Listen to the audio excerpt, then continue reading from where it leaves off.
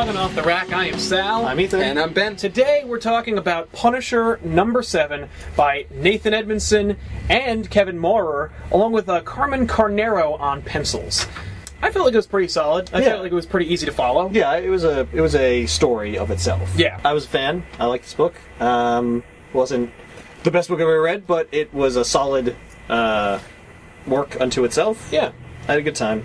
Yeah, I dug it as well. It's hard to write the Punisher or keep him going for long.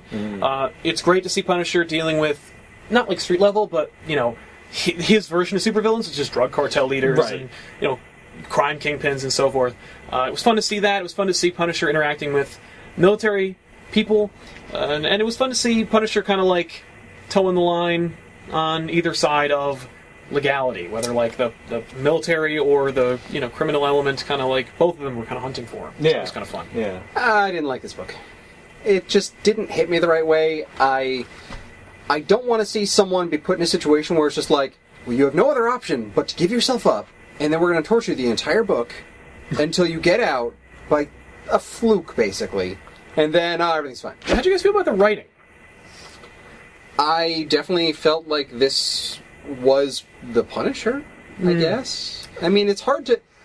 In my opinion, Frank Castle is going to be Tom Jane. He's the Punisher for me. So I hear his voice. Okay. I didn't hear his voice in this book. No. To me, he calls himself he's an old Marine. That's what he seems like to me. He's a grizzled old vet. Yeah. I feel like this was tonally pretty on par with what I expect from the Punisher, but Maybe I just don't like the Punisher. it could be. It's a possibility. Yeah, I mean, depends. We'll have to check out Punisher Max sometime by Garth Ennis. That you might enjoy. I know I did. I do enjoy Ennis. Yeah. And Ennis really gets the Punisher.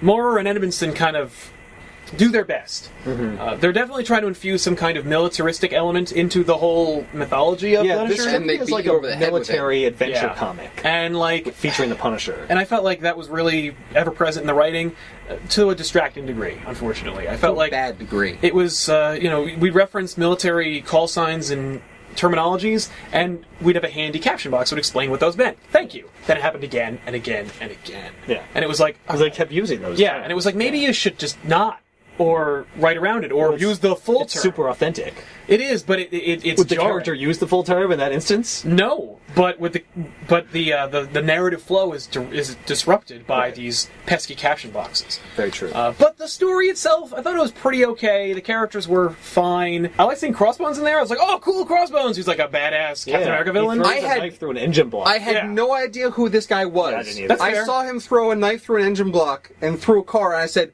no, bullshit. And then Punisher goes, actually, he's kind of like a super villain, and he's super powerful. I was like, oh, never mind. Okay. Never mind. Might be. Fair. Because he looks like just a freakish guy. He looks like Bane. He looks like he's Marvel's Bane, only way cooler. Okay. So yeah, I thought the art really complimented the writing. How about you guys? I will agree. It was very gritty. It looked like a military book. I would say it's almost too gritty.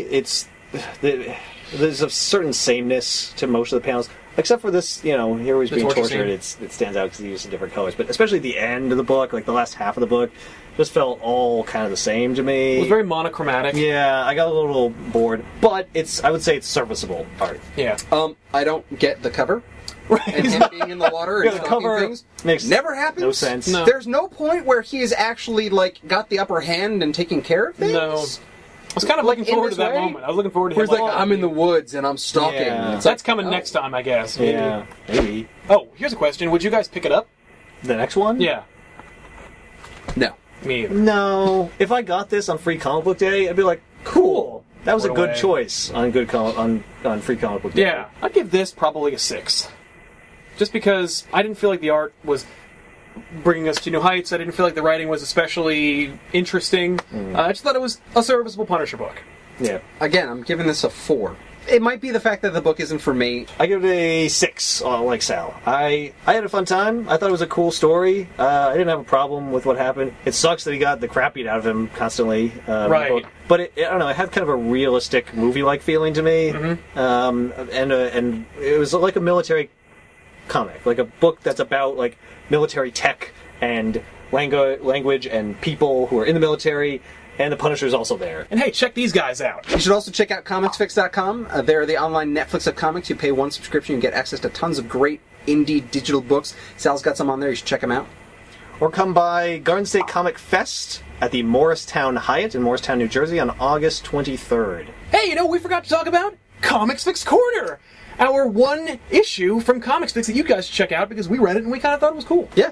So today we talked about The Black Hand #1 by writer Erica Heflin and Fares Mays. Fares Mays? Fares Mays. Faris? And Fares Mays Massey? on art and colors. I'm sorry. We're butchering that. Yeah. I thought it was kind of cool. I really like this comic. This was fun. Yeah, I liked seeing like this, just the opening page really kind of grabbed me. I thought that was the strongest moment from the book, honestly, though.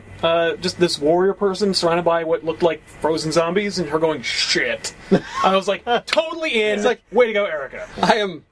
That's my sentiment exactly. Not sure yet what the Black Hand is. It's some kind of It's an order.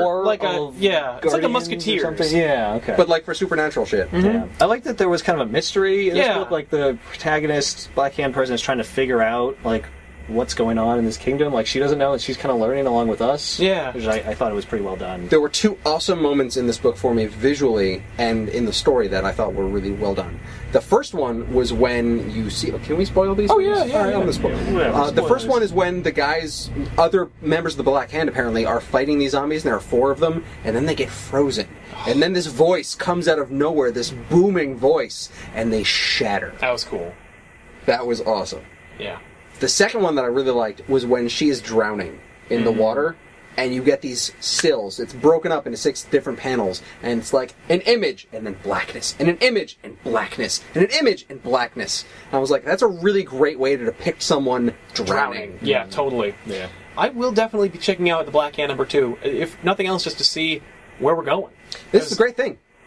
On your Comics Fix account, you're already paying the one price. You get to read all of them. Exactly. We could have just read the whole damn thing and told you all about it, but... But we're not going to give it all No, away. you should still pick it up. So yeah, recommend from us. You can check it out at comicsfix.com. The Black Hand #1. See ya. So long.